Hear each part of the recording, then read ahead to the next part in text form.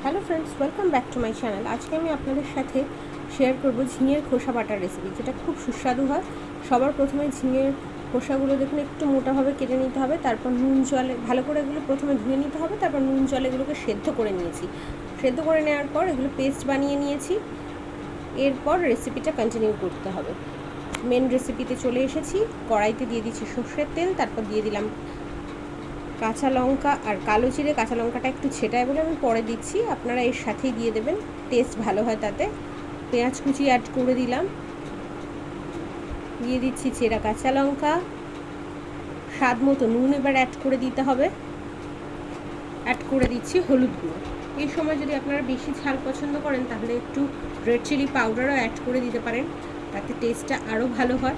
কিন্তু আমি অত ঝাল পছন্দ করি না, সেই জন্য এটা অ্যাভয়েড করলাম।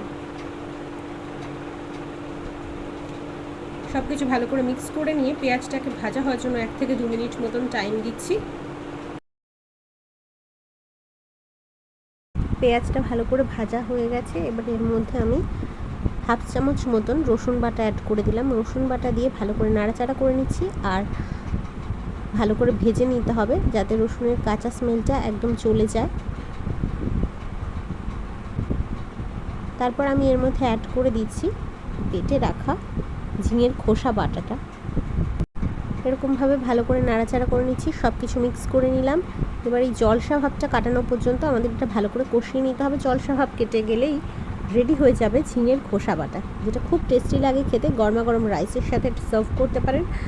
একবার অবশ্যই এটা ট্রাই করে দেখবেন এইবারকার গরমকালে। টাটা।